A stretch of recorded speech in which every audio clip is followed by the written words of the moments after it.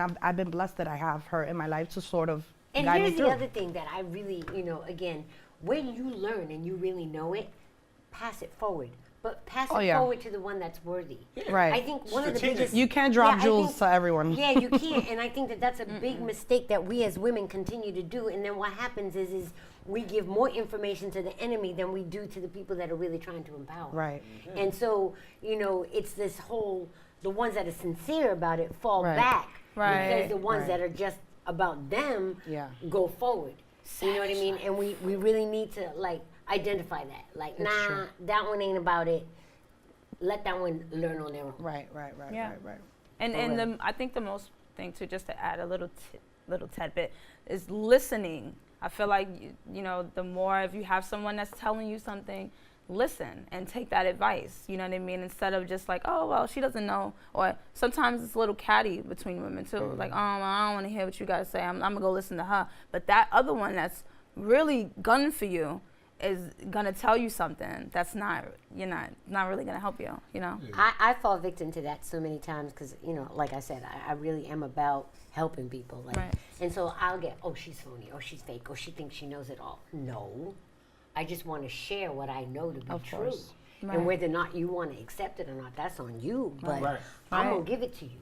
You know what I'm saying? And I've learned to tone that down. Like, I only give it to those that I know really want it. And will appreciate. Exactly. We're not over here wasting saliva on people who don't deserve it. One time I told somebody the honest truth about a certain situation. They went back to those people. Oh, of course. And told them what I said. And I'm somebody, I'll say it straight to your face. I ain't got a problem. Right. But the mere fact that she did that made me say, like, wow, boo-boo, I was trying to show you. So now you're going to learn. 6 months later, she came back to me and she said, I wish I had listened. And I said, oh, well, sucks to be you. And then I was hardcore with it. I said, that's what you got to do. You got to be Lil' Kim after that. Do you? I'm not bailing you out. Right. Well, back to the stripper situation. A thought that I had in my mind that it sort of slipped because, I have a little ADD. I forget things I'm trying to say. So regarding the money, I feel like what was the epicenter of this was that certain clubs were shut down that have these women that have 1 million followers and they're getting so much money.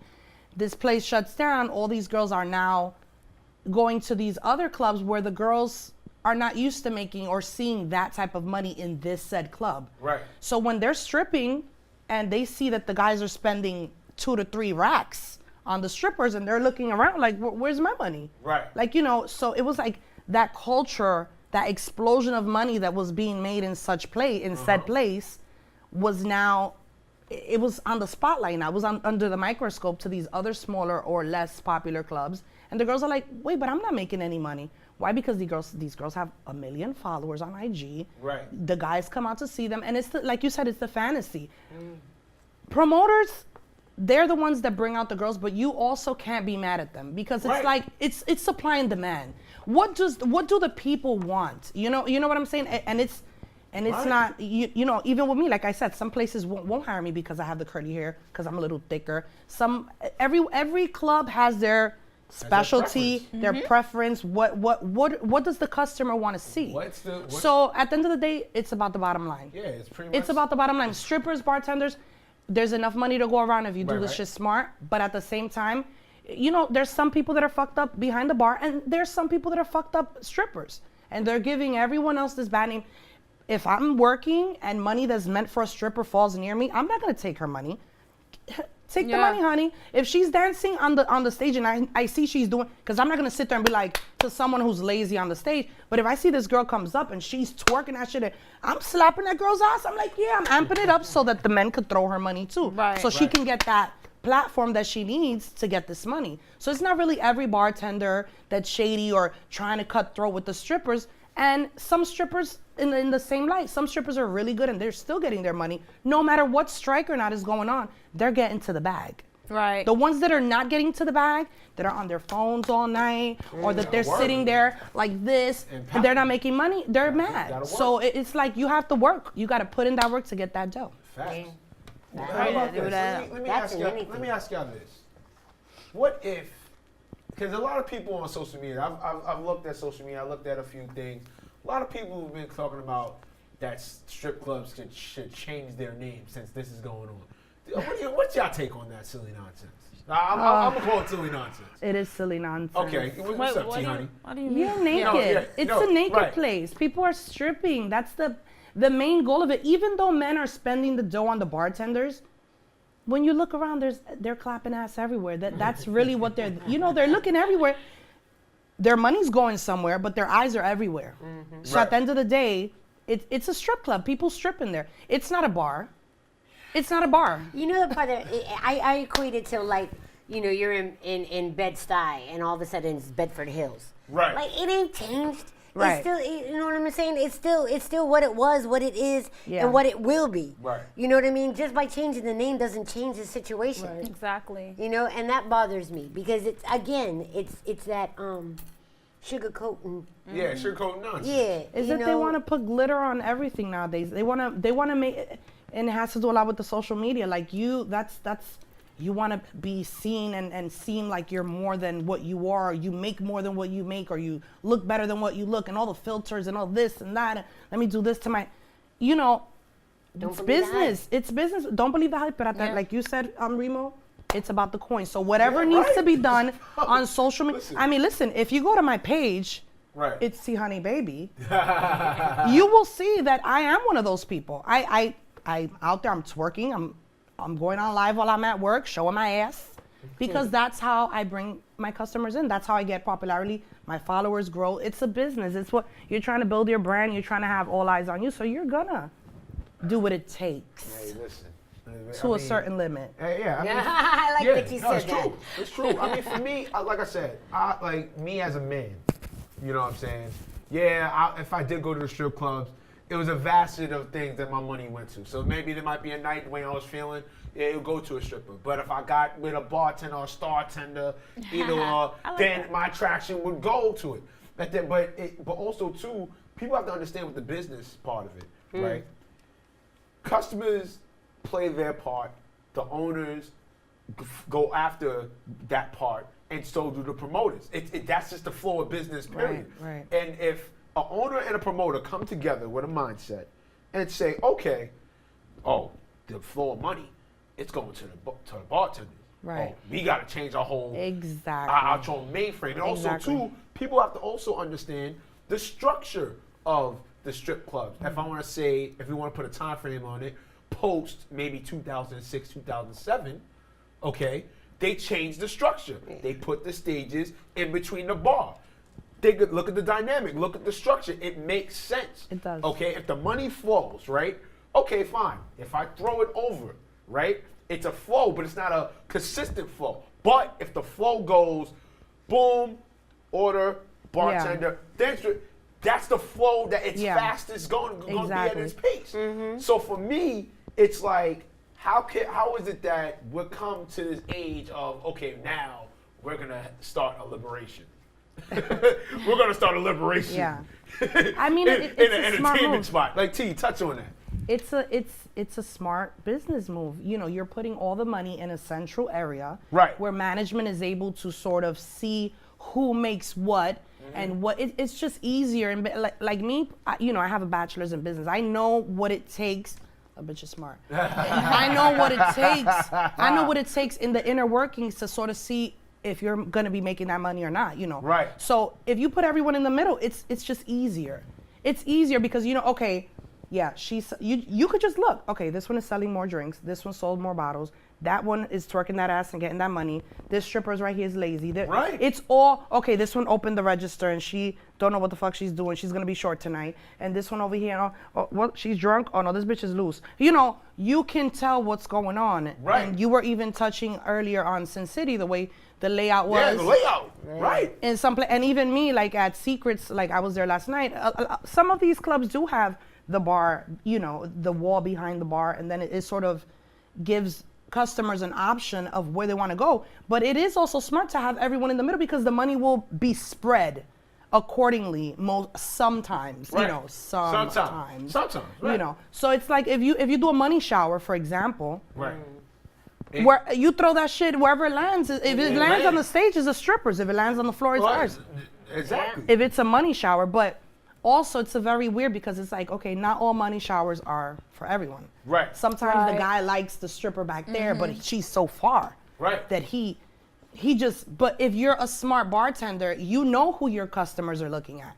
So if I see he's engaging in her dance and he throws money and some of it falls near me, I'm not gonna be shady and pick it up and put it in my bucket. Right. Hey, that's your shit here. You know, I saw that he was looking at you, he's feeling you. Do your thing. Well, I think that's what should happen then. It should just be like that. All the bartenders and the strippers should, I'm not saying that it is. I mean, I'm just saying, like, you're if speaking it's on a common sense. yeah, the common sense. If we're if you We all come you ladies together. come together, and you know you want to get that bag. I mean, I'm pretty sure that's the most important thing Getting to when the we bag, get into the honey. business. So if one bartender could, you know, visualize and look around and see what's going on and really be honest with it, then I think that everybody should, and that should just be it. There have been times that I even go and say, hey girl, go to him right there, he got the dough. You know what I'm saying? Right. I'm talking to the strippers and I'm like, yo, that one right there, he just cashed out. Go around the bar, you know, go around the bar, do your thing, get that dough. So it's all about really attitudes. And you can be hungry and want that money, but at the same time, you can't be completely an asshole about it. You know what I mean? You have to wanna, it's a business where everyone has to work together to really get the bottom line and For me, get shit done. what I saw from the strip clubs when I was going and doing business deals and stuff like that, it was all about supply and demand. Right. Yeah. You know what I mean? Like, if you want to break it down in the simplest form, I found the girls that really knew what people wanted got it. Yeah. That's a fact. Supply and demand. Listen, we got You can't be unaware. You got to think of it like this. It's what I touched on in the pre-reads or whatever the case may be. You got to touch on it like this.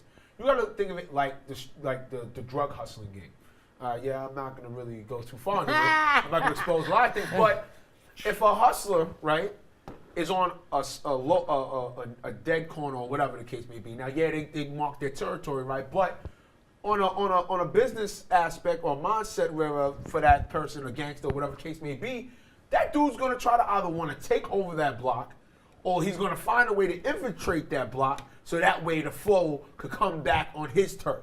Right. That's what has to happen. I'm sorry. I hate to say it as callous as that, but for a stripper thereof, all right, granted, I understand But there's many facets. that's what creates the problem. Right. Like, you know, just looking at it from another perspective, because some know how to hustle better than others, Right.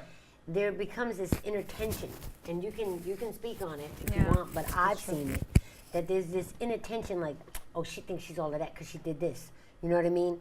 And it's like, well, don't get mad at me because I'm willing to do this. You know, and so going back, the reason why I made that face is because lots of times the competitiveness amongst the women is so thick. Yeah, that's what we're taught. We're programmed that to the think divide that it and is. conquer is like so easy to keep going. Yeah. You know, so I think that that's another thing that needs to be discussed as they're starting to try to make it more of an even playing field for everybody to get it. But like I still agree with what you say. Like, do what works for you and be the best at it. Yeah. It's all about your energy. It's all about the energy, what you put out. Right. Well, what's your take about the latest thing by K. Slay? He had talked about his situation or what he faced with the gentrification within the club. Like, he wanted a black stripper to come to his VIP. I mean, obviously, you know what I'm saying? He's K. Slay. I mean, we can't. Right. We're not going to Straight tell. stunt. We're not going to tell stunt. the owner and the Papa Don of all Exactly. this like whole stripper Right. modeling, whatever have you. Oh, nah, you can't have that. But it actually happened. The guard, I don't know what he was thinking. Actually, he lost his mind and told him, "No, you got to take this." But he said, "Nah, damn that. I'm getting my black model, and she's coming to my VIP." So, what's y'all take on that when he's speaking about that story? Like somebody who wants to start it off. It was I feel like it was highly disrespectful. Like, that person clearly lost his mind. Okay. Because who would say that about bringing a beautiful woman because of her skin tone? Right. And then to K. Slay, like you said, the boss man of this industry. Right. Like, you obviously not gonna work anywhere else. Right. Like, obviously. So, but K's not like that. He didn't blow him up. He didn't put his name out there because K's a really dope man. Well, yeah, right. But it's messed up. But in the same token, it's like, okay, this guy's here. What is he being told to do? What is he? Is someone back there trying to tell him, okay, listen, make sure and he's trying to preserve his job? Or was it just his personal preference and he tried to like keep it to be the light-skinned girls? What really happened in this guy's mind? Like, what do you think? Most times, as somebody has been on the backside of it, most times security is gatekeepers. Right. They're told what to look out for, what to permit, what not to permit. And then the other aspect about it, and this is not for the real security guys, I want to make that really clear because there's some that really know their job. Exactly. But I'm finding of late, most of them they work in fear. Right. So they feel like if I let this happen, it's going to get out of hand and then I won't be able to control it and I'm going to lose my job. So I'm not going to let it happen. Yeah. It's their own insecurities that prohibits them from letting the culture and the lifestyle live. You know what I'm saying? Because they feel like if somebody gets a little too lit or a little too much, then they got to control the situation. Not understanding that the first rule of security is know who you're securing. Yeah. Exactly. Know your parameters. Know the people that you're dealing with and know their circle. It's what we And said know in the beginning of the your conversation, place. do the homework. Right. You know what I'm saying? Of course there's a rah-rah in every group. But if you know that rah-rah, you Right, coax you know what to him. do, yeah. Like, yo, my man, I need you to be security. That makes him check himself. And I've watched some of the more seasoned dudes do that. Because they already know, son, right there is, oh, Lord. Right. You know what I mean? So they'll be like, yo, I need you to watch your mans in them. Right. And that gives him his authority. Because most guys that are like wilding out is because they want the attention. Of course.